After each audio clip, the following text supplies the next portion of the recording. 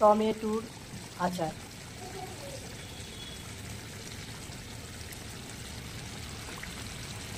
রান্নাঘরে আজকে একটা নতুন রেসিপি দেখাবো, টমেটোর আচার। তো দেখতে থাকুন। টমেটোর আচারটা আমি এভাবে নিয়েছি। তার উপকরণ গুড় আর সব অনেকগুলো মশলা নিয়েছি, ধনে, রাঁধুনি, সর্ষে, শুকনো লঙ্কা, মহরি, গোলমরিচ। তো এবারে আমি প্রথমে টমেটোটা কেটে নেবো 4 পিস করে। এই টমেটোগুলো লাল লাল টমেটো নিতে হবে বন্ধুরা, একদম। এই যে দেখুন লাল লাল টমেটো নিয়ে নিচ্ছি।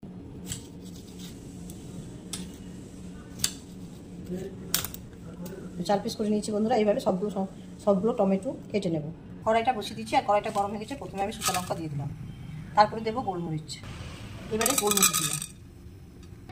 তো শুকনো লঙ্কাগুলো ভাজা হয়ে গেছে আর গোলমরিচটাও ভাজা হয়ে গেছে। এবারে আমি সব গোটা মশলা দিয়ে দেবো। একটু করে সর্ষে, রাঁধুনি, ধনে গুঁড়ো, কালো জিরে, মৌরি সব একসঙ্গে ভেজে নেব, নামিয়ে নেব। মশলা ভাজা হয়ে গেছে, এবারে আমি ঢেলে নেব। এবারে কেটে রাখা টমেটোগুলো ভেজে নেব। ভেজে নেওয়ার জন্য আমি দুটো শুকনো লঙ্কা দিয়ে দিলাম কড়াইয়ে, আর এবারে তেল দিয়ে দিব। তেলটা একটু বেশি করে দিতে হবে। কয়েকটা 5 ফোড়ন দিয়ে দিব।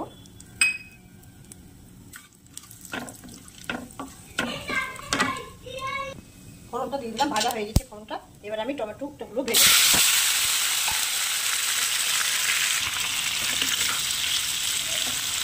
ভালো করে নেড়ে চেড়ে নেব।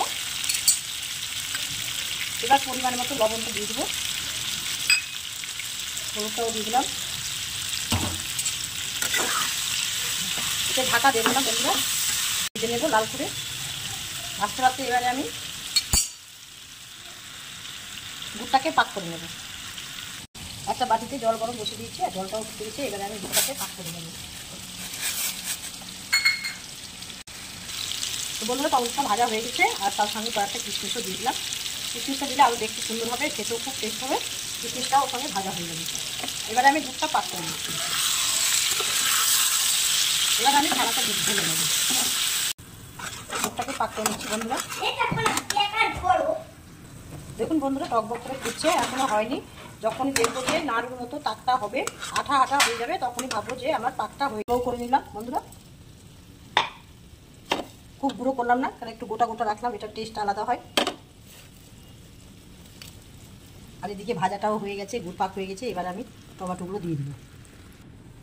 এবার ভাজা মশলার গুঁড়াগুলো দিয়ে দিব।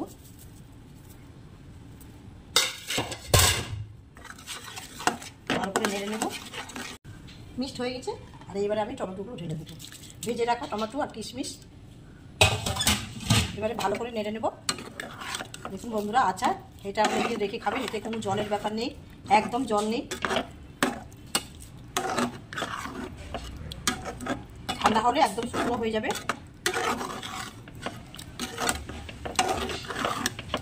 মিক্স করে নিলাম।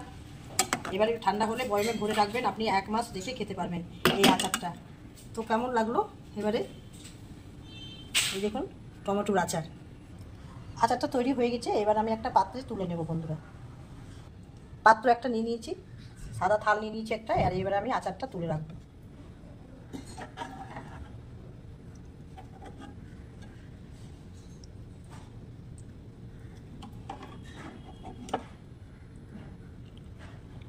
কেমন লাগলো অবশ্যই একটা লাইক কমেন্ট শেয়ার করবেন। আর আপনারাও তৈরি করে রেখে দেবেন, এই আচারটা 1 মাস থাকবে। আর আপনারাও রুটি, পরোটা বা ভাতের সঙ্গে, নানের সঙ্গে, লুচির সঙ্গে খেতে খুব সুন্দর লাগবে, আর খুব রুচিকর খাবার। অবশ্যই খাবেন, আর এই পদ্ধতিতে রান্না করবেন। একবার তৈরি করবেন, খেয়ে বলবেন যে কাকিমা ঠিক। একটা প্লেট নিয়ে নিয়েছি আর একটা চামচ নিয়েছি। এবার আমি একটু এক সাইড থেকে একটু নেব, ঠান্ডা হলে আমি বয়মে ভরবো বন্ধুরা। তো একটু খেয়ে দেখি, দারুণ হয়েছে, দেখছেন কি সুন্দর, একদম আঠা আঠা ভাব। প্লেট নিয়ে নিচ্ছি বন্ধুরা, আর এবার আমি একটু খেয়ে দেখি কেমন হয়েছে। দারুণ, জিভে জল চলে আসছে আমার। দারুণ অপূর্ব স্বাদ হয়েছে, আপনারা অবশ্যই করে খাবেন। দারুণ হয়েছে, দারুণ।